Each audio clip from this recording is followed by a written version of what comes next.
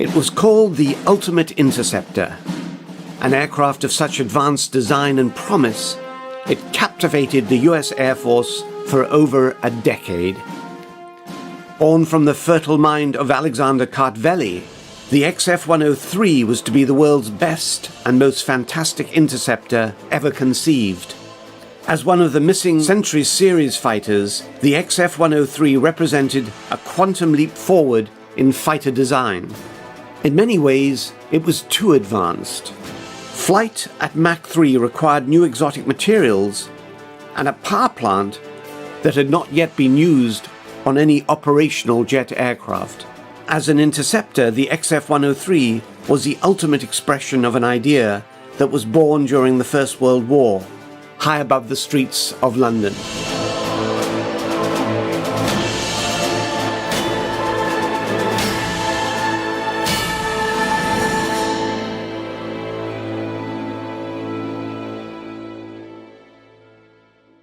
As part of their air campaign against England, the Germans employed their large force of bomb-carrying Zeppelins, with London as their principal target. As the Germans began their terrifying bomb attacks, the British strengthened their defenses, and a new category of fighting aircraft was born: the Fighter Interceptor. To meet this new and terrifying threat, the Royal Navy Air Service issued a requirement for the world's first interceptor. Blackburn won the contract and produced the Twin Blackburn, a double fuselage seaplane powered by two 100 horsepower engines. It was a radical design, but its armament was even more unconventional. The Blackburn was not fitted with any machine guns. Its armament consisted of 3 canisters packed with 24 one-pound incendiary darts. In theory, the Blackburn was to climb above the slow-moving Zeppelins, drop their incendiaries, and hopefully destroy them. Unfortunately, the Twin Blackburn never made a successful interception. Unable to climb above 8,000 feet, it was not capable of reaching the higher-flying Zeppelins, but the die had been cast. World War II would see a giant leap forward in aircraft technology and the birth of the world's first rocket-powered interceptor. The Messerschmitt Me-163 was the second interceptor wholly designed to shoot down enemy bombers over its home territory. Unlike the Twin Blackburn, the Me-163 did have some success and pushed the concept of a fast, heavily armed interceptor forward. As the Second World War came to an end and the atomic age was born, nations that were once allies were now enemies. In August 1949, the Soviet Union detonated its first nuclear bomb. For the first time in history, the continental United States was vulnerable to air attack. In early 1949, the US Air Force issued a request for proposals for an advanced interceptor capable of shooting down new Soviet intercontinental bombers.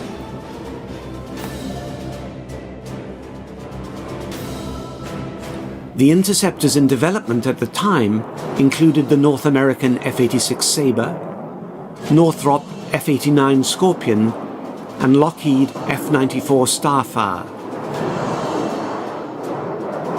All were subsonic aircraft and limited in their growth potential.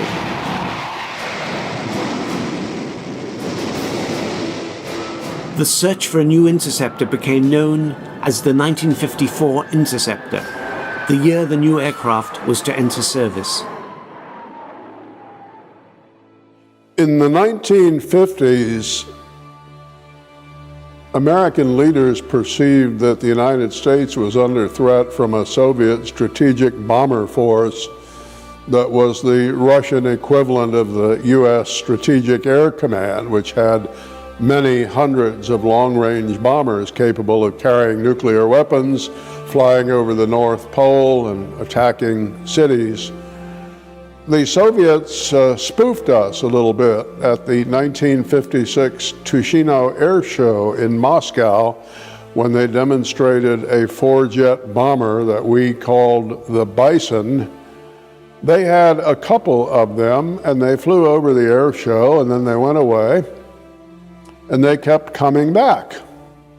And our observers at the air show thought that they were seeing different bombers each time they flew over, and they believed, as the Soviets intended, that the Soviets had a large number of these Bison bombers, when in fact at that point the Soviets had only 2 or 3, and they never had more than a few dozen. On July 2nd, 1951, the Air Force selected Convair, Lockheed and Republic to develop a design through to mock-up stage. Shortly after, the Air Force realized it needed a new lightweight fighter to combat the Soviet MiG-15 fighters flying over Korea.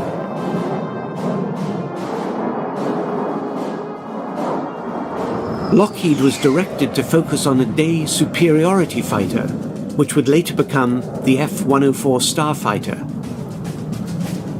That left Republic and Convair. Skipping the mock-up stage, the Convair design was selected and designated the F-102.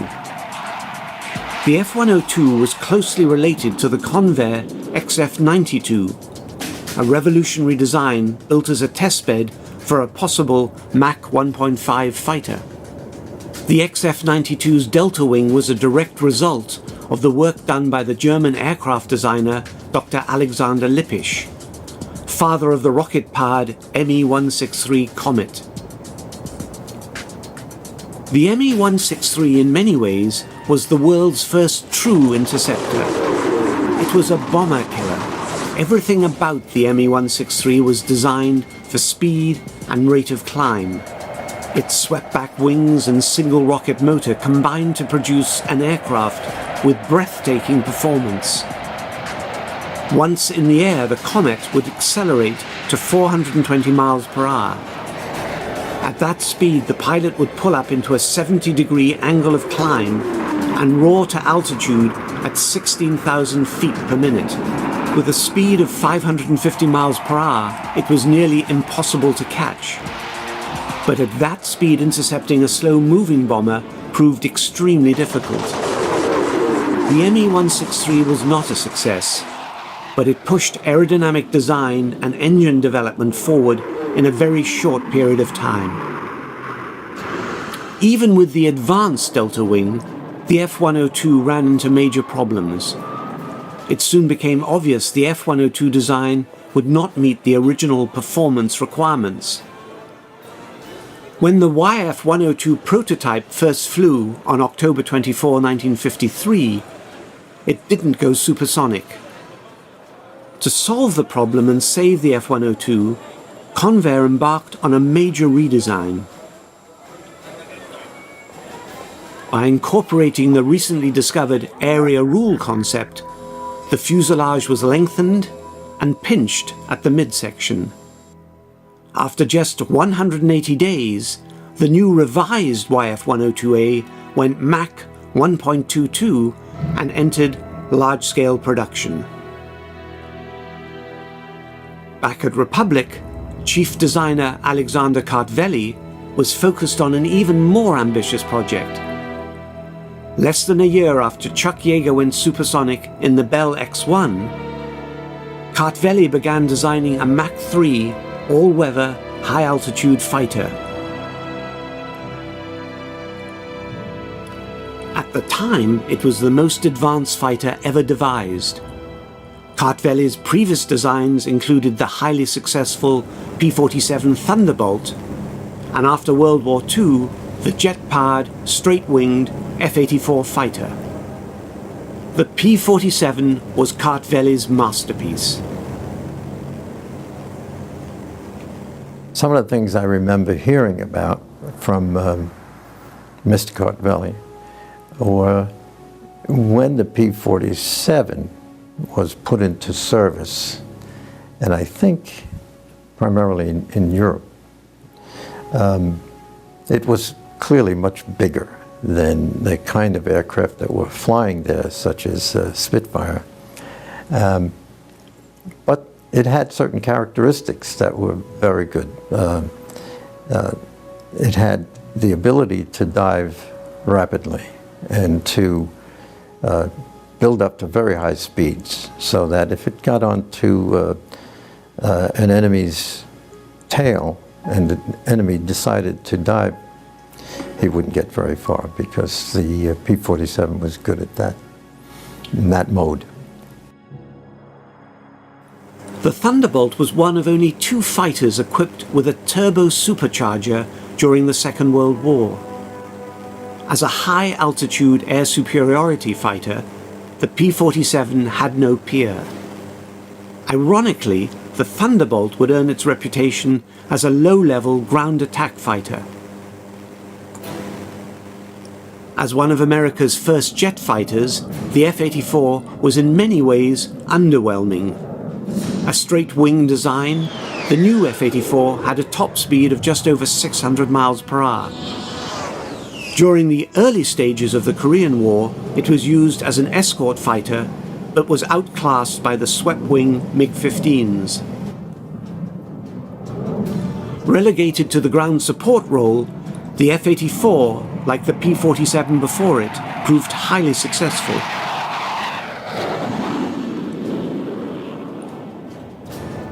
Compared to the F-84, Cartelli's new XF-103 design was simply awe-inspiring and had nothing in common with his first jet. The Air Force was intrigued and told Republic to continue. In 1951, Cartelli upgraded his design with an estimated speed of Mach 4 at 80,000 feet. It soon became obvious that Cartelli's futuristic fighter was far too advanced and wouldn't become operational in the near future. Its awesome performance, however, kept the project alive. It was amazing to me how from the P-47, the company under Republic, under the direction of Alexander Cartelli, was able to make such a rapid move into jet aircraft. Many projects very quickly after the end of the Second World War. And one thing that Mr. Cartelli always insisted on was low-drag, streamlined shapes. And I can tell you a story about where that led us with regard to the AX or A-10 between he and I later. But it had to be smooth, it had to look good, and his opinions were that if it looked good, it would work well. At the heart of the rocket-like XF-103 was its revolutionary dual-cycle propulsion system. Powered by the license-built version of the Bristol Olympus engine, the XJ67W1 turbojet has often been described as being equipped with an afterburner. In the case of the XF-103, this was partly true, but not in the conventional sense. In a regular jet engine, the afterburner was built into the engine. In the XF-103, it was a separate unit located several feet behind the engine. During takeoff and flight to altitude, the afterburner would be used in the traditional sense, with hot exhaust air from the J-67 ducted into it. But at altitude, that afterburner became a ramjet. With the turbojet shut down, all incoming air was ducted directly into the afterburner, mixed with fresh fuel, and ignited. The ramjet was not a new idea, but Cartelli's design was. In many ways, it was a relatively straightforward technology. A ramjet is a tube that's open at both ends, with few internal parts, and no compressor fan to force air into the engine. Air flowing in one end is mixed with fuel at the back end and ignited to produce thrust. But a ramjet cannot be started on the ground. It has to be moving through the air with enough speed to generate thrust and overcome drag. The easiest way to accomplish this was to launch the ramjet with a rocket booster, generate the necessary speed, and ignite the engine.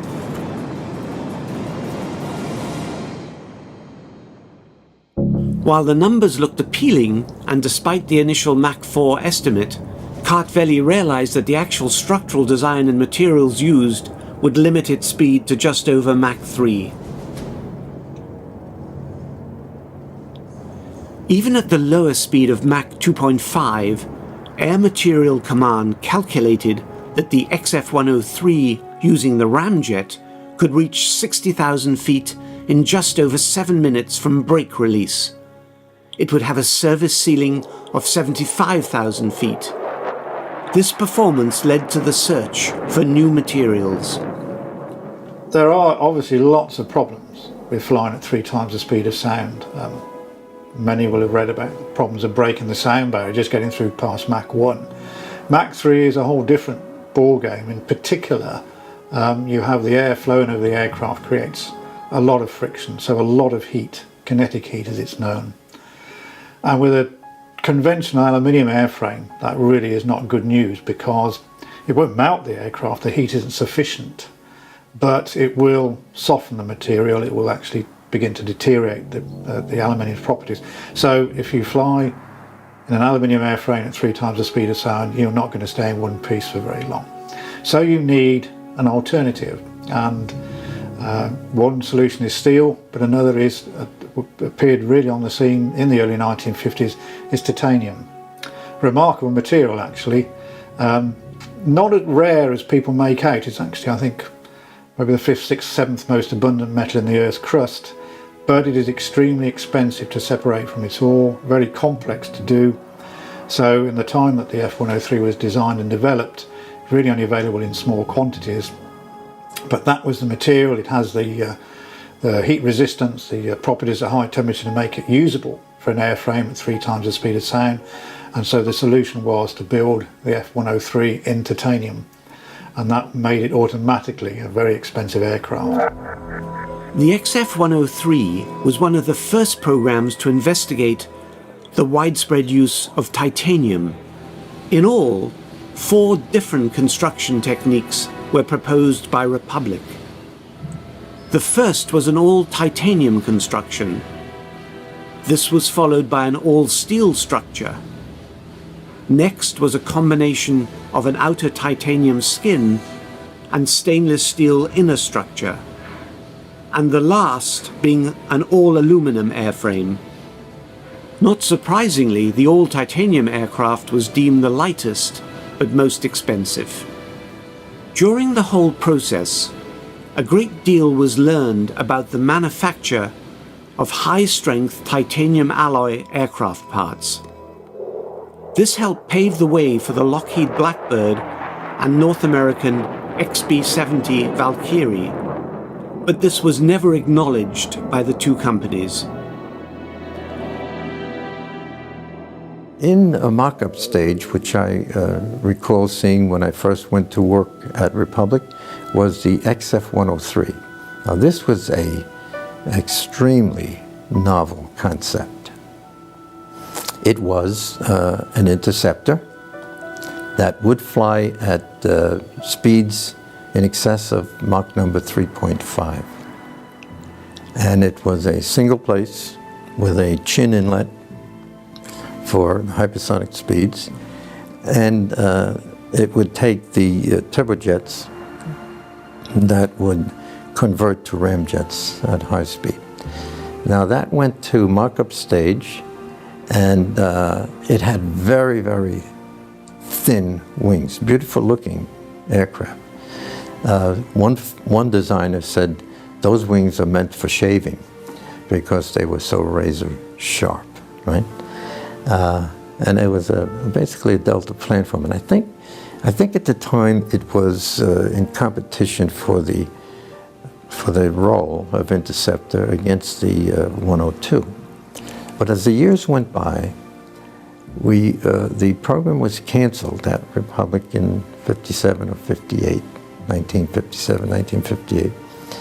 And what came out was something called A-11, which became SR-71, the Blackbirds. In March 1953, a full-scale metal mock-up of the XF-103 was inspected with encouraging results. Republic was given an 18-month contract extension. This time was used to study titanium fabrication, high-temperature hydraulics, escape capsules and periscope sites.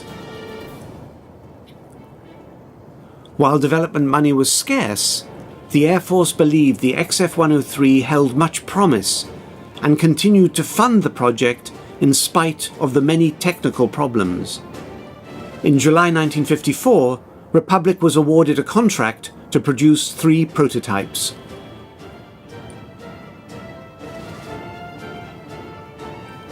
The XF-103 was a design that far exceeded anything being built at the time.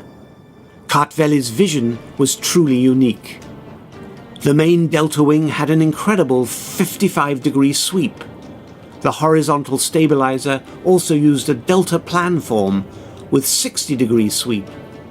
Even more unconventional was the odd-looking tricycle landing gear. The main gear, located at the back of the fuselage, retracted into wells between the trailing edge wing and the leading edge of the horizontal stabilizer.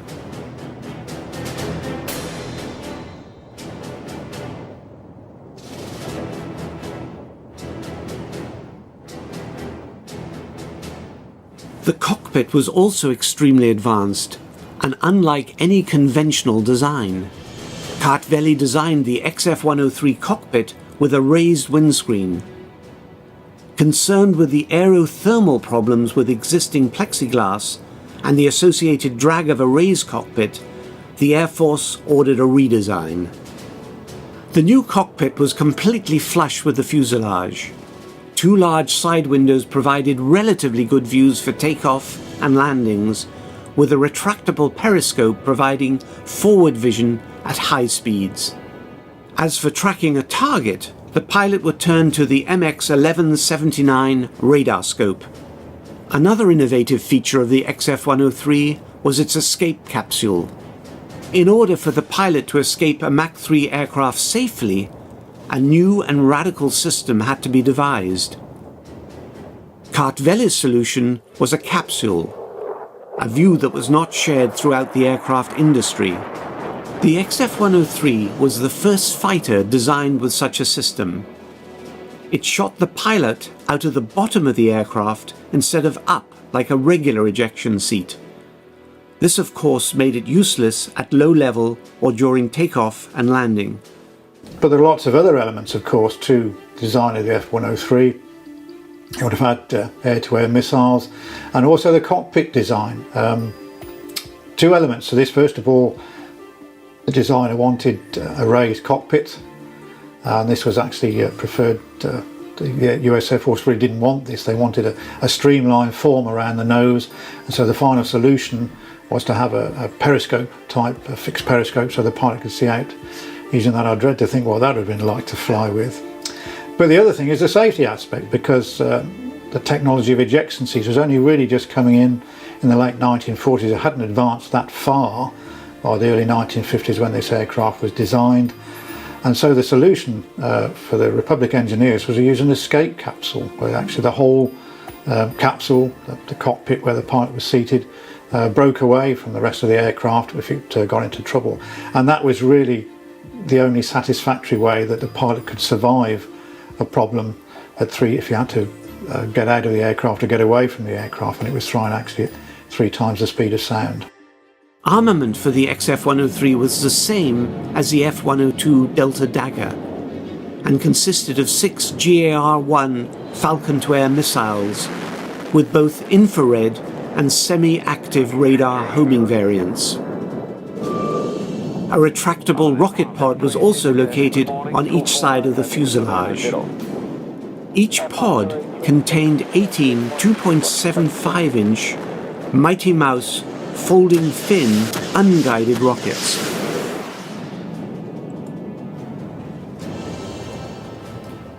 As the program moved forward, interest and funding began to wane.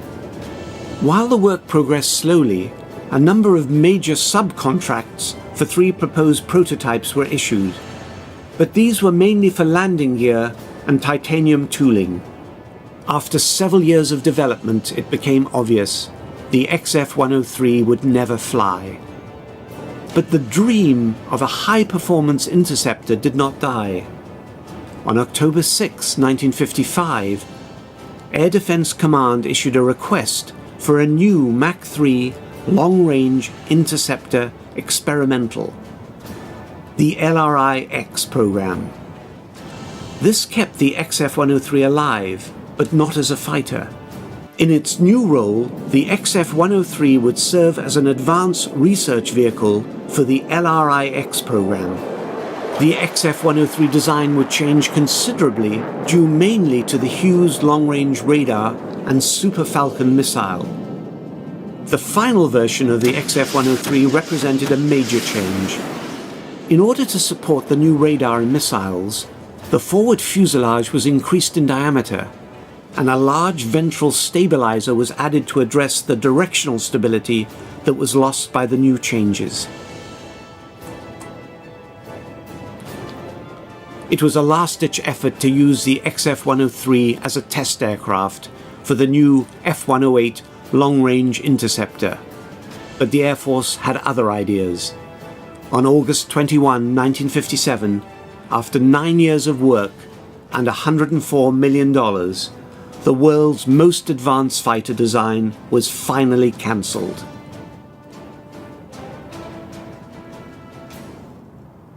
The XF-103 is one of aviation's great what-might-have-beens.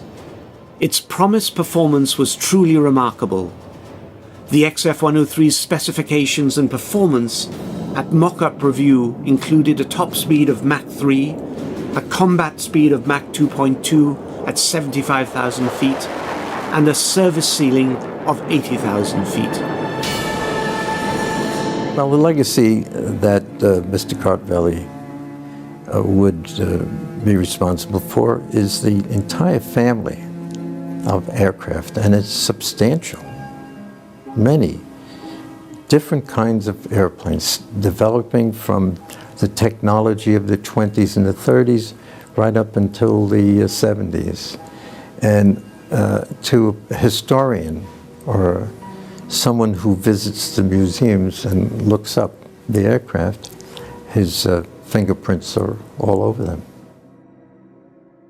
In the end, the XF-103 was in many ways overly ambitious.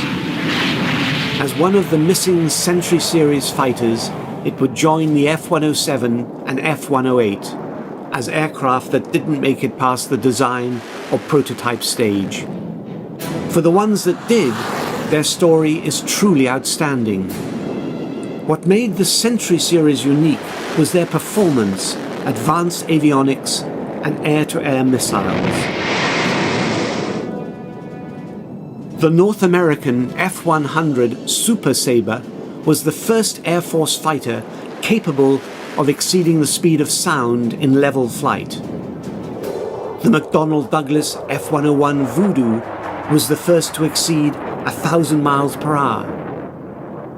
The Convair F-102 Delta Dagger was the world's first all-weather supersonic interceptor. The Lockheed F-104 Starfighter would become one of the Cold War's first multi-role fighters. Republic's F-105 Thunder Chief filled the role of fighter bomber during the Vietnam War, and the Convair F-106 Delta Dart, dubbed the ultimate interceptor, was one of the world's best.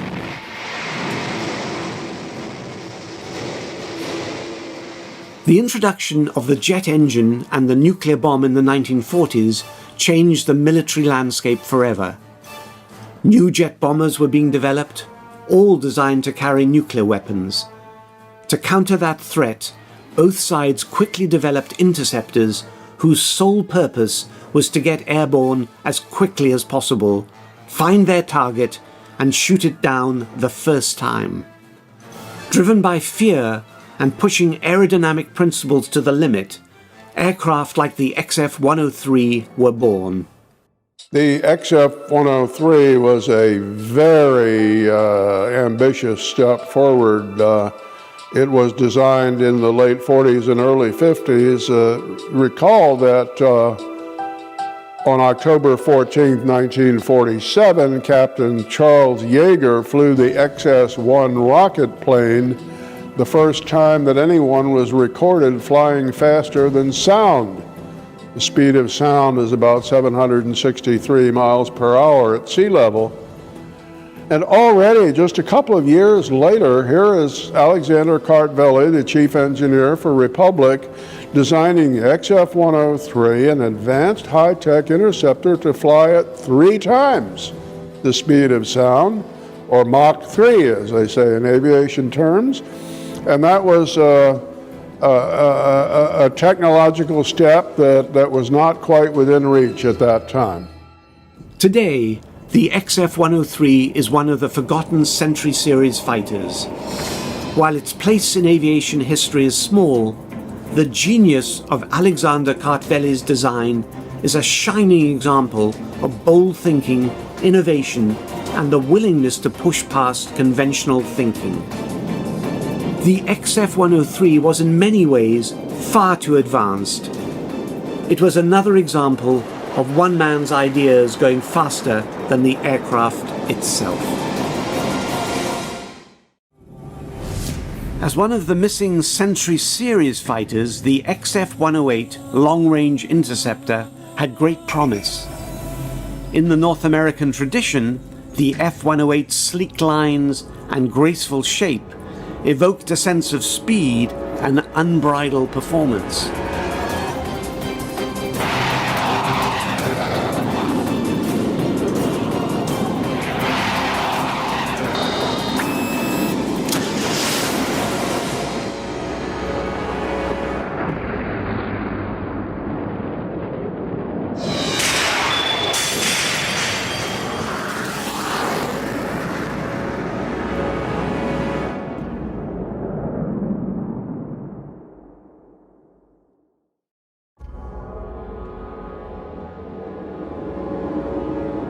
The North American P-51 Mustang is undoubtedly one of the greatest fighter aircraft of World War II. Designed after the war began, it was produced in huge numbers and saw action on every front. Like the British Spitfire, the Mustang's sleek, purposeful lines and outstanding performance made it one of the most recognizable fighters of the Second World War. It was also the beginning of a long line of superb fighters built by the talented team at North American. North American Aviation is regarded as one of the great aircraft companies. Between 1935 and the 1960s, North American enjoyed a golden era of design and production. Led by James H. Dutch Kindleberger and John Leland Atwood, the list of successful North American aircraft is remarkable. When it came to fighter designs, North American produced some of the most impressive fighters of all time. The P-51 Mustang is considered by many to be the finest fighter of World War II. This was followed by the remarkable F-82 twin Mustang, which saw action during the Korean War. When Soviet MiG-15s appeared over the skies of Korea, the US were ready with the outstanding F-86 Sabre. And as speeds increased, North American answered with the all-supersonic F-100 Super Sabre. It was an impressive record, but not all the fighters submitted by North American made it to production.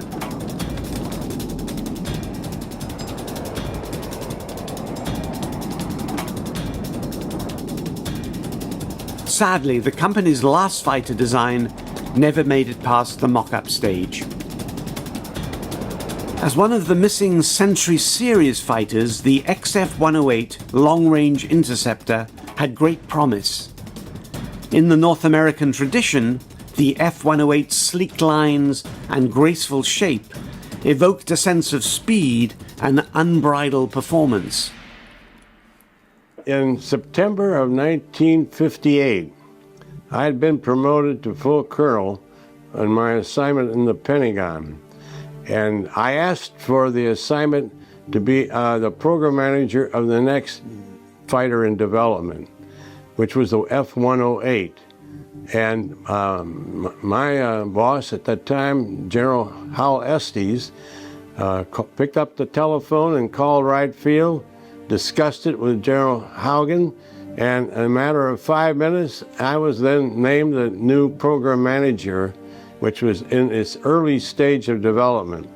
It was the sister airplane to the B-70, the ex-B-70. All modern fighters have their origins in a design requirement. Those conditions have many influences, and while not directly part of the XF-108 story, another development in the 1950s played a direct role in the history of the elusive Mach 3 Interceptor. During World War II, radar proved vital for any effective air defense system. Ground-controlled intercepts became the norm and integral to both day and night fighter operations. After the war, the United States embarked on a program to enhance and improve radar technology. In 1952, the US Air Force initiated development of the SAGE system. The semi-automatic ground environment was designed to protect the airspace over the United States and Canada. SAGE was an integrated set of radars, surface-to-air missiles, and interceptors, all tied to a vast network of digital IBM computers and a long-distance communication system. In terms of complexity, the new SAGE system was the most technologically demanding project ever attempted at the time, even surpassing the development of the atomic bomb. In 1956, the first SAGE Direction Center came online at Mach Air Force Base, and by 1962, the system was complete. At the heart of the system were 24 hardened concrete direction centers. When one of the radar sites scattered across the US detected a Soviet bomber, that information would be passed to one of the direction centers. From there, friendly fighters would be dispatched or air-to-air missiles launched. The SAGE system proved to be a marvel of technology and was remarkably reliable. Unfortunately, the interceptors being developed at the time could not fully exploit the range and warning time given by SAGE. The idea of intercepting incoming Russian bombers well before they threatened the key industrial areas of the US and Canada had great appeal. That's when the long-range Mach 3 XF-108 was born. One of the problems with the North American continent, because you're looking at Canada as well, is it's a huge area to defend. And although in theory Russia's a long way away, if you come directly over the North Pole, it actually cuts that distance down quite a way. So to find a way of protecting this, and really to do it thoroughly and make sure you don't miss the enemy bomber, is quite difficult.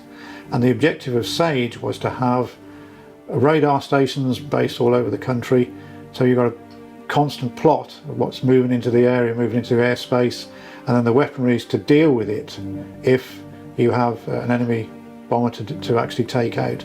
And that's either surface-to-air missiles from shorter range or these long-range interceptors to deal with them much further out. The new SAGE system was a force multiplier, but the fighters in production at that time didn't have the range or firepower to fully exploit its capability. For some, the most logical solution was to turn a B-47 Stratojet medium bomber into long-range interceptors, armed with dozens of air-to-air missiles. This idea, however, was never taken seriously. While the Pentagon agreed with the need for a long-range interceptor, no development program was put forward.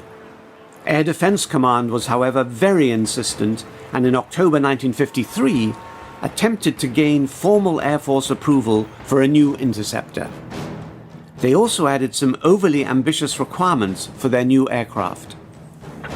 The first was the capability to attack an incoming bomber from both the rear and from head-on. The radar had to have an airborne moving target indicator and an anti-chaff synchronizer. Air Defense Command also wanted a 3-bomber per kill mission. Armament included 270 2.75-inch rockets, 18 Falcon missiles, and 3 nuclear rockets. It was a tall order. Either the Air Defense Command had little faith in the reliability of the weapons, or the ability of the pilots to shoot straight.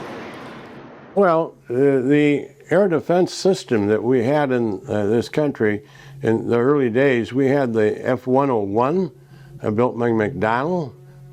We had the 102 built by Convair, and the 106. These were all air defense fighters, including the F-86D model. That was another air defense fighter, a night fighter. And so, but those airplanes were what we call short-legged. They had limited range, and they were dependent upon the ground environment radars to pick up any the incoming targets, so they can then direct the fighter to intercept that target.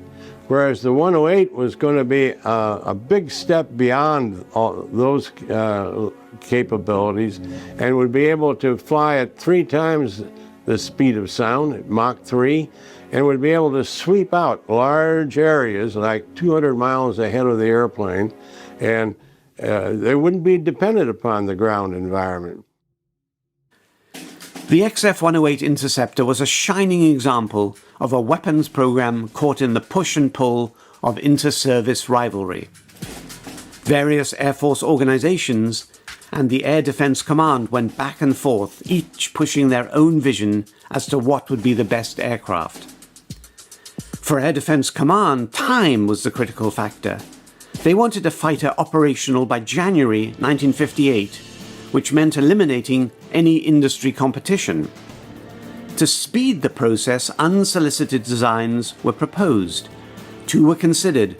One was from Northrop in the form of a Super Scorpion, and the other a 2-seat version of the F-101 Voodoo from McDonnell Douglas. Back at Air Force headquarters, the first requirements for a new fighter were being sketched out. It would be an all-weather, twin-seat, twin-engine aircraft with a radius of 1,000 miles. It would also operate inside the SAGE network with the capability of independent interception. Studies conducted by the Wright Air Development Center concluded that both the Super Scorpion and the 2-place F-101 would not provide the needed performance for a long-range interceptor. Air Force headquarters realized that any new fighter would not be operational before 1960. To expedite the process, requests for proposals were issued in May 1954. 7 proposals were received, but none were really satisfactory. Finally, after what seemed like an endless struggle between Air Defense Command and Air Research Development Command, a new requirement for a new long-range interceptor experimental was issued by ARDC. The new fighter was to have a speed of Mach 1.7 at 40,000 feet with a 1,000-mile radius of action. On October 11, 1955, study contracts were issued to Lockheed, Northrop, and North American. Due to funding constraints, the Air Force was forced to select a single contractor, with North American coming out on top. On June 6, 1957, North American was issued a contract for 2 prototypes for a long-range, high-performance interceptor, designated XF-108. This would be North American's last fighter design. Even at this stage, arguments continued as to whether the new fighter should be a long-range or a medium-range interceptor. The final answer would be both. The F-108 was designed primarily as a long-range interceptor with a medium-range capability. Not surprisingly, the medium-range idea was largely ignored. There were also reports the F-108 was to be a long-range escort fighter for the new B-70 Valkyrie, but this never was the case.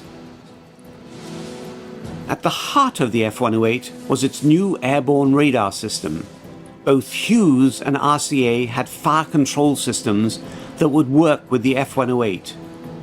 Both were evaluated, with Hughes winning the contract. The F-108 long-range interceptor was proving extremely expensive. By the beginning of 1958, it was burning through more than $3 million a month, and that didn't include the effort by Hughes and the fire control system.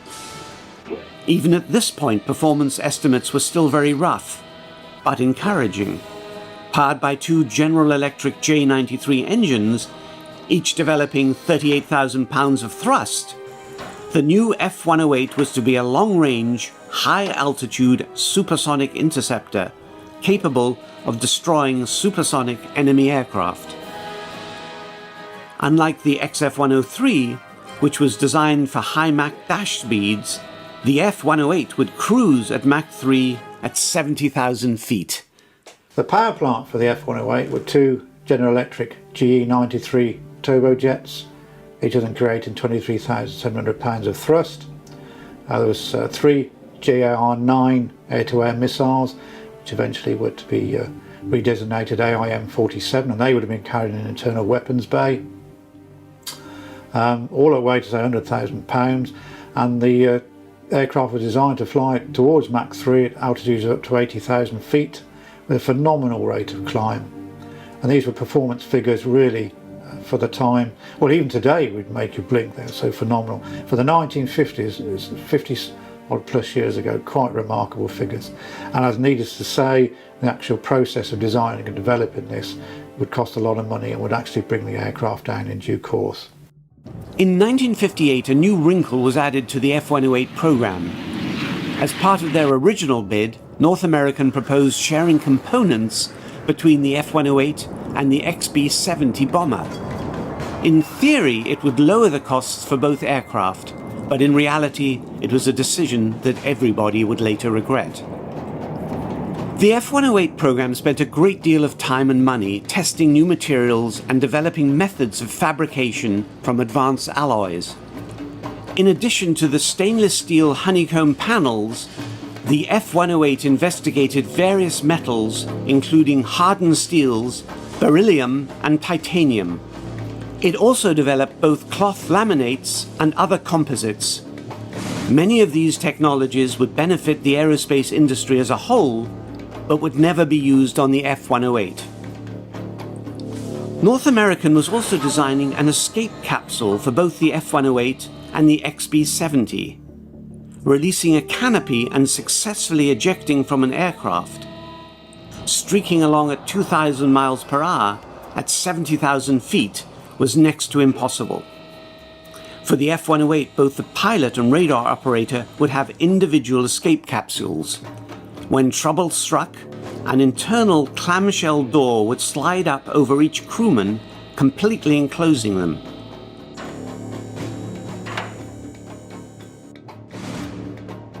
The entire capsule would be ejected out of the aircraft. It was not a new idea and came courtesy of Republic's XF-103. The escape capsule was another shared. We would have had the same crew capsule in the 108 as the B-70 did, which later on was used, by the way. And so I always have felt a close connection to the B-70 program as a result of the interrelationship of the two. They use the same technology. During this period, new studies and ideas were continually being put forward. One study evaluated the effects of installing an aerial refueling capability. Others looked at thrust reversers, a boron-based high-energy fuel instead of the regular JP6 jet fuel, and whether different engines would improve performance. Even with all the additional studies, progress was being made. The Hughes ASG-18 radar system had passed the mock-up stage and was considered feasible and acceptable. The ASG-18 was to be the first pulse Doppler radar developed in the United States. It would also have a look-down, look-up capability, but as powerful as it was, it could only track one target at a time. But troubles began to mount and delays set in. On November 19, 1958, the operational date for the F-108 was pushed back to mid-1963, and the number of prototypes was cut from 31 to 20. The first flight was also delayed by 3 months and scheduled for April 1960. There were also mounting problems with the all-missile armament.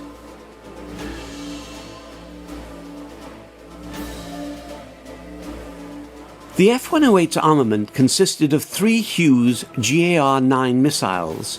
Large and highly advanced, the GAR-9 soon ran into a series of delays and changing requirements. The Air Force, unhappy with the progress of the semi-active homing radar, asked for a dual system consisting both of a semi-active and infrared seeker. This was a major headache for Hughes. The original missile had not been designed for 2 seekers and would have to be larger. Rocket motor development was also running into problems. By the time the GAR-9 was actually built, it had less power and was only capable of Mach 4, far from the planned Mach 6. Fortunately, much of what was learned developing the GAR-9 would be used for the US Navy's successful AIM-54 Phoenix missile. The F-108, as an air defense fighter, being able to fly at 3 times the speed of sound and having a new radar, 5 kW in power, was far more powerful than any other airborne radars, and is developed by Hughes Aircraft along with the GAR-9 missile that was developed by Hughes as well, an air-to-air. These 3 GAR-9 missiles would be in a missile bay underneath the 108, and after intercepting a target, Russian bombers that are coming over the North Pole region, they could be launched, and of course the atomic warhead wouldn't be like the atomic warheads we think of in our ballistic missiles. They're scaled down, so it wouldn't be of equivalent size and in the actual destructive capability. But it was the first of its kind in that era to even be conceived on an air-to-air missile. In January 1959, the F-108 Mockup was ready for inspection. On January 5th, the Air Force Development Engineering Inspection took place, followed by a full inspection on the 26th. A notable member at the time of the inspection team was Double Ace Lieutenant Colonel Robin Olds. He would later become a triple ace during the Vietnam War. In addition to the full-scale mock-up, a metal mock-up of the forward fuselage was also on display.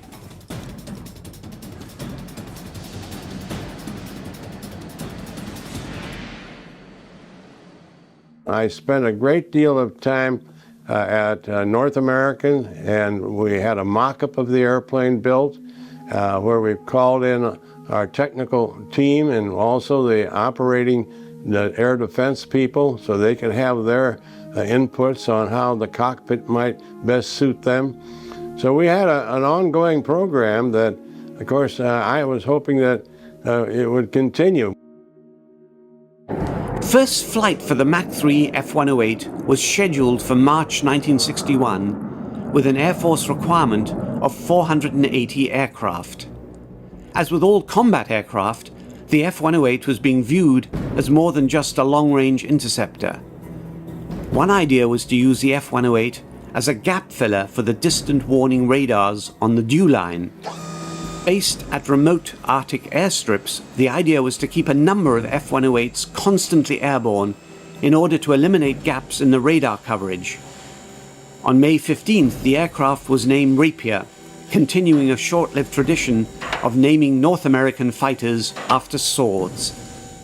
As the project moved forward and support for the F-108 gathered momentum, funding became an issue. As good as the F-108 promised to be, the cost of the program would eventually overshadow all of the technological advances. As budgetary constraints began to take hold, there were other forces at play that would doom the F-108. The nightmare scenario of Soviet intercontinental ballistic missiles raining down on the US homeland in the early 1960s made the Mach 3 Interceptor obsolete. Projects that included the F-108 and the XB-70 were soaking up funds now deemed necessary for America's own ICBM program. ICBMs were not only cheaper, faster, and more reliable, they were completely invulnerable to interception. It was strictly a money reason why the program was canceled, although later on, you see, we were competing in the Cold War with Russia, and at that time, the requirement for the 108 was built upon worrying about the Russian bombers coming over from Russia over the North Pole, and we'd be able to counter that by flying over Canada and being able to stop any intruders from coming from the north. Well, later on, the intelligence didn't support the bomber threat of the Russians to the extent that we originally thought. It was again a question of intelligence where they didn't have limited knowledge, and they extrapolated, obviously, to make sure that we were able to counter anything that might develop. But fortunately, the Cold War didn't go any further than it did, and we never needed an airplane for air defense purposes to that extent. On August 21, 1959, the F-108 was placed in the strictest austerity category. It would be the final nail in the coffin, and on September 23, 1959, the F-108 was officially cancelled. The harsh realities of the Cold War finally caught up with the F-108 Rapier and the dream of a Mach 3 fighter. Its legacy, however, continued. The Hughes-developed radar and weapon system found their way into the YF-12, the fighter version of the famous SR-71 Blackbird reconnaissance aircraft. 3 YF-12s were built and proved to be the only Mach 3 fighter to successfully fly for the US Air Force. Like the F-103 and F-108, the YF-12 program was cancelled in February 1968, ending once and for all the quest for a Mach 3 interceptor. In the end, North American adapted much of what was accomplished with the F-108 and put it into the A-5 Vigilante. It was the world's only Mach 2 carrier-based bomber and eventually saw extensive service with the US Navy as a reconnaissance platform during the Vietnam War. Even though the XF-108 Rapier wasn't built, it contributed a lot to aeronautical knowledge, and it contributed a lot to the in-house knowledge of the North American design team in Southern California that was working on this aircraft. And one of the things that they did as a result of acquiring all this knowledge was to design and develop for the Navy an aircraft called the A-3J Vigilante, later called the A-5. It was designed initially as a long-range nuclear bomber to operate from carriers in the days when the Navy was searching for a nuclear role for its aircraft carrier fleet. North American would never design another fighter. Its talent and expertise would soon be channeled into the space race. Amazing aircraft like the rocket-powered X-15 would break records and soar to the edge of space. Its space division would go on to design the Apollo space capsule, and in 1967, North American merged with the Rockwell Standard Corporation to become the North American Rockwell Corporation. This merger would produce the world's first spaceplane. Ordered by NASA in 1972, the space shuttle would revolutionize spaceflight and usher in a new era of flight.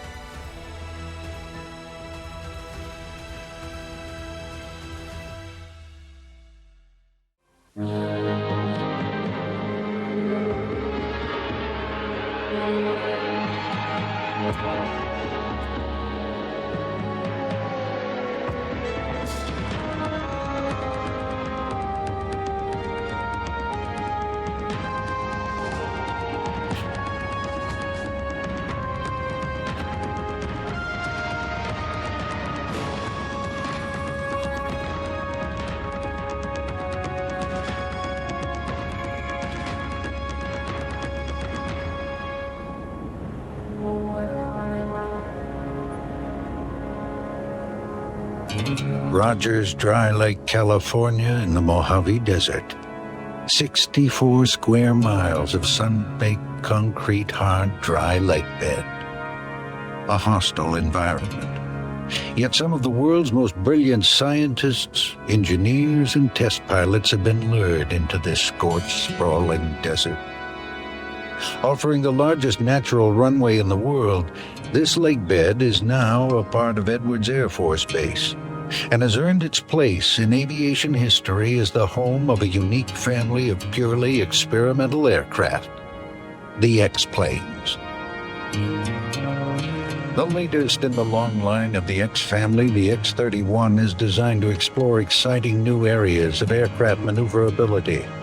Like all of its predecessors, it thrives in the regions of the unknown, opening new frontiers for science and technology. The very first of the X-planes was the Bell X-1, conceived and built in the years after World War II. In its time, it was the strongest aircraft ever constructed. It was built to withstand mysterious forces that would tear apart lesser aircraft. The X-1 was to be flown faster than any plane had gone, faster than the speed of sound, into the unknown realms of supersonic flight. Air-launched from the bomb bay of a B-29, the X-1, in a series of carefully metered test flights during the late 1940s, would creep closer and closer towards that goal.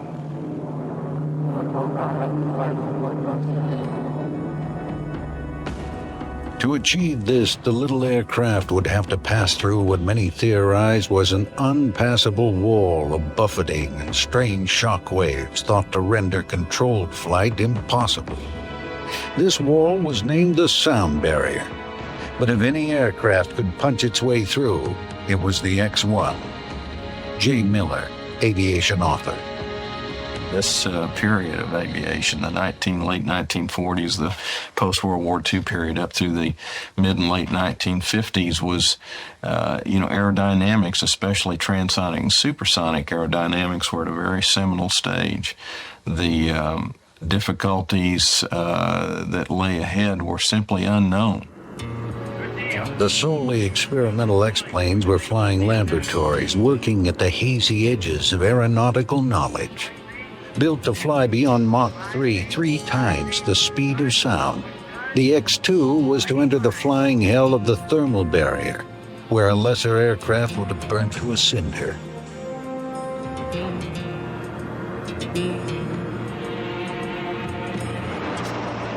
The sleek X-3 Stiletto revolutionized the method of building aircraft and became instrumental in unlocking a mysterious chapter in aerodynamic theory, saving many lives.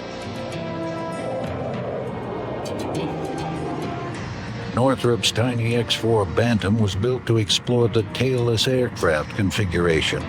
Experience invaluable in developing similar configurations, including the B-2 stealth bomber. Bell's X-5 could change the sweep of its wings in flight, allowing it to perform at high and low speeds, paving the way for aircraft like the F-111 and F-14 Tomcat. The Convair X-6 project was to test the concept of a nuclear-powered bomber. Initial proving flights were executed using the specially converted NB-36H, which carried aloft a nuclear reactor in its bomb bay.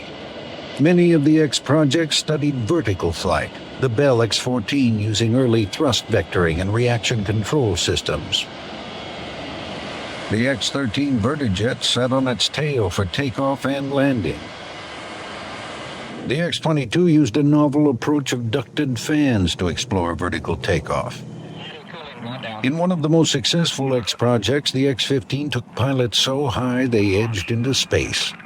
Still the fastest conventional winged aircraft flown, the X-15 reached an incredible speed of over 4,500 miles per hour in 1967.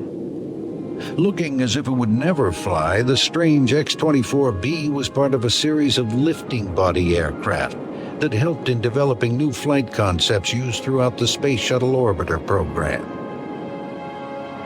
Here we see one of the latest X-planes, the X-29, exploring the novel forward swept wing configuration, giving it never-before-seen maneuverability. The X-planes, one and all, stand alone as symbols of the extraordinary. They are, from an aesthetic standpoint and in terms of what they've accomplished in terms of performance, they are, to this very day, they are the fastest and highest flying conventional fixed-wing vehicles that have ever been built. Extraordinary planes demand extraordinary pilots to fly them. So the X-plane story is also about the daring men who flew these aircraft where no man has ever gone before. Our story also highlights the technologists that designed these aircraft as windows into the future. The contributions of these brave and brilliant individuals have made possible amazing advances in aviation, paving the way to the new frontiers of space.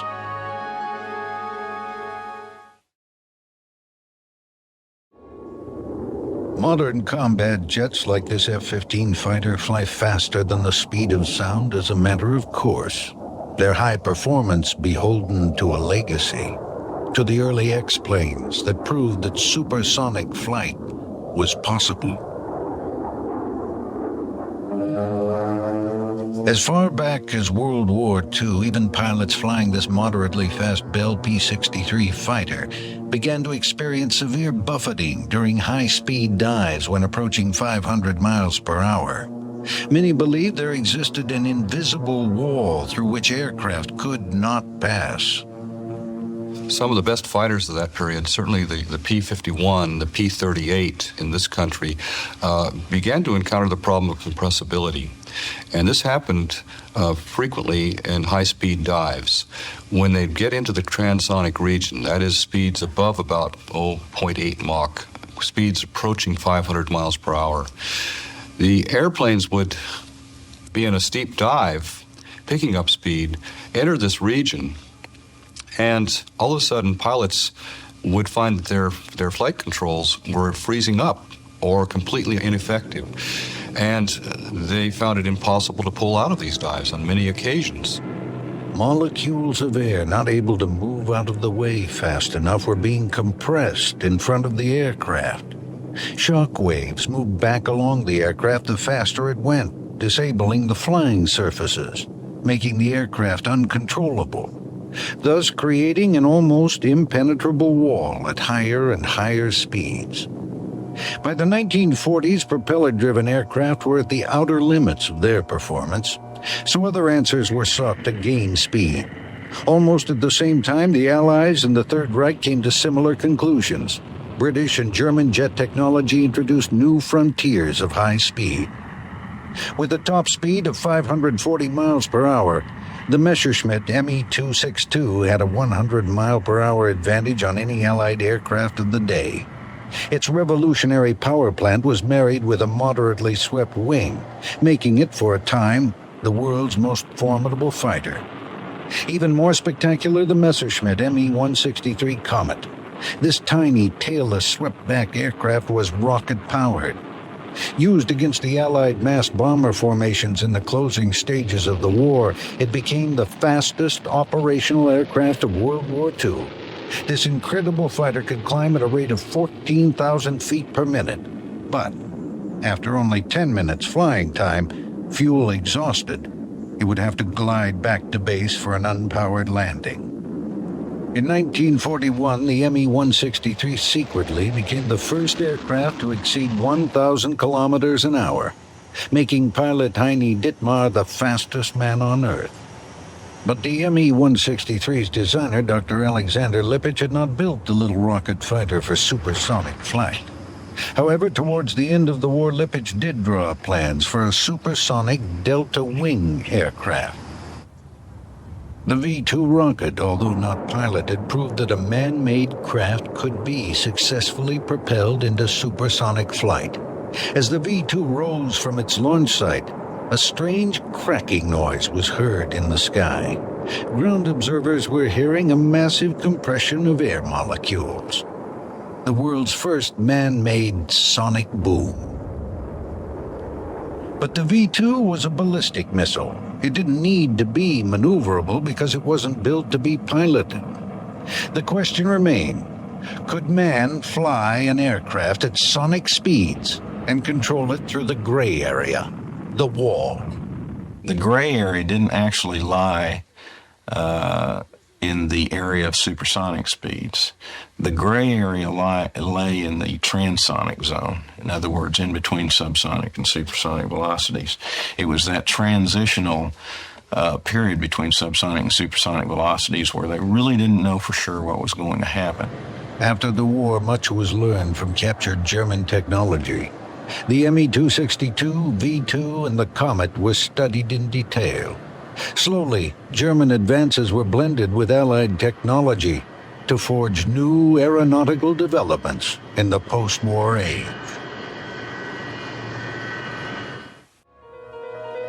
Almost from the beginning, wind tunnels had been used to test aircraft flight characteristics and, by the 1940s, had become an exacting science. But technologists began to notice strange phenomena as they tried testing airflows approaching the speed of sound.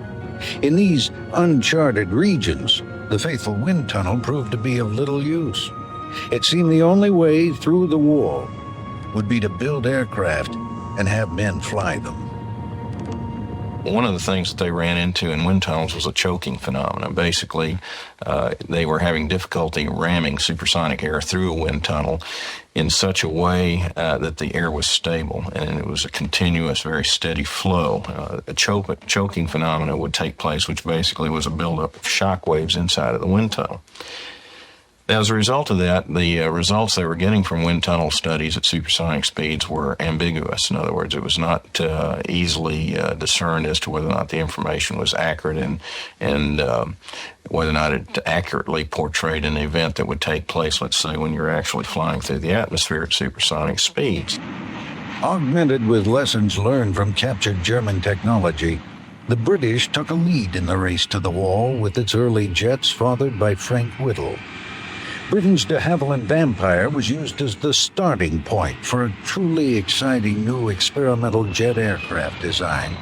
This new plane would have wide sweeping wings, but the distinctive twin tail boom of the Vampire would be replaced with a vertical fin, leaving no horizontal tail at all.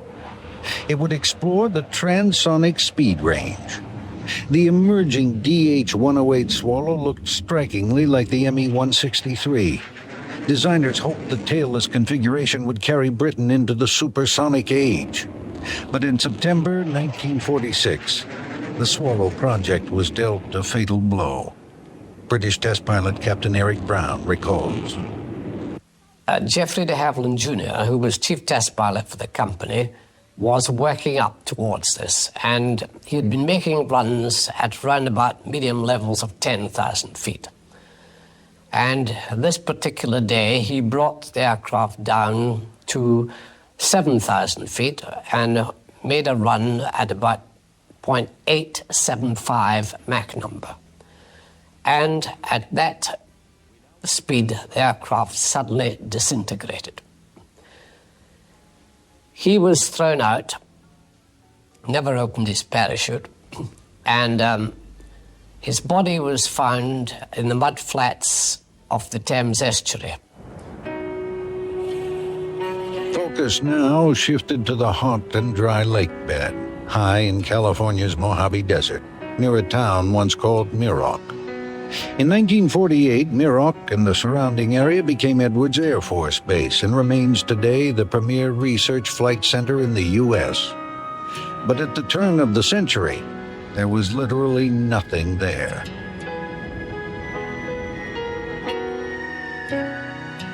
Back in 1910, the Coram brothers, Ralph and Clifford, settled here, drilled for water, then built a small community. Soon there was a train station, post office, church, and general store on the edge of Rogers Dry Lake. To avoid confusion with another town, it was christened Muroc, Coram spelled backwards. Years later, between the two world wars, the Navy denied the Army Air Corps permission to use the Pacific for aerial bombing practice. In its search for an alternate range, the Air Corps discovered this dry lake with its isolated natural landing strip and year-round flying weather, making it a perfect practice location for then and into the future. The Air Corps set up base during the early 30s, and by 1937 the range was being used on a regular basis. During World War II, the base continued as a bombing range, with the Army building a curious target out on the dry lake. Dr. Jim Young, Edwards historian. The Muroc Maru was a 650-foot mock-up of a Japanese Mogami-class battle cruiser. It was erected out on the lake bed, and it was used by bombing crews to practice the tactics of skip bombing. And there are a lot of interesting occurrences, apparently. During the summertime, there's a shimmering out on the lake bed, so that if you look at it in certain angles, it actually looks like there's water on the lake bed. And there was a road that drove right next to the base throughout the war years, and travelers coming from the east, unfamiliar with the area, would pass by and see what they thought was a battleship on a lake in the middle of the desert. And the base got a lot of calls, the Public Information Office, from people who thought they were hallucinating.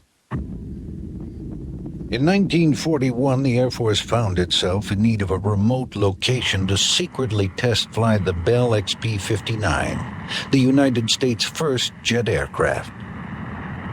Muroc had been selected for three very good reasons as the site for these tests. The most obvious, of course, was the existence of the lake bed. The isolation of the location was very, very important. This was a program which was kept in a top secret status until January of 1944. And of course, there were the crystal clear skies, the outstanding flying weather. On October 1st, 1942, the XP-59, powered by two GE jet engines and flown by Bell test pilot Bob Stanley, slowly lifted off the hot, dry lake. Its engines were based on imported technology from Whittle in Britain. These flights were the beginning of the American jet age and marked the first of many new technological advances in the clear blue skies above the dry lake. As the world recovered from the horrors of the Second World War, Muroc's reputation grew as an obvious choice for a flight testing center. The most exciting test aircraft in the world in 1946 was the Bell X-1, built to withstand the unknown forces of transonic flight. Test pilot Chalmers Slick Goodland was the first man to fly the X-1 under power. Well, there were all sorts of stories about crossing the sound barrier being very destructive. In fact, as you know, Jeffrey de Havilland was lost in an airplane attacking the sound barrier, and they said it just came apart and disintegrated because of the forces in attempting to go through the barrier. And there were a lot of stories floating about that it was extremely difficult, so they simply built the aircraft to withstand tremendous forces.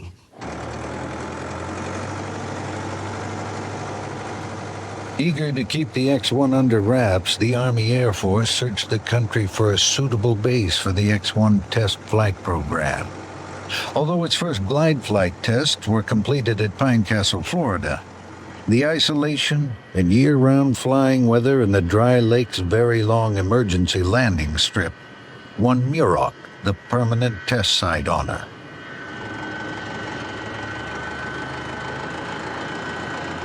The speed of sound, to a lot of people, was a barrier, a sound barrier that couldn't be broken. But a great many people around the country, and certainly those involved in the X-1 program, didn't think of it as a barrier. They really thought of supersonic flight really more as a steep hill. They were quite confident that they could do it. It was just a matter of when. In a series of carefully monitored test flights, the X-1 was flown closer and closer towards Mach 1. At the other side of that steep hill, a new era awaited. Through the invisible wall lay the tantalizing dream of supersonic flight.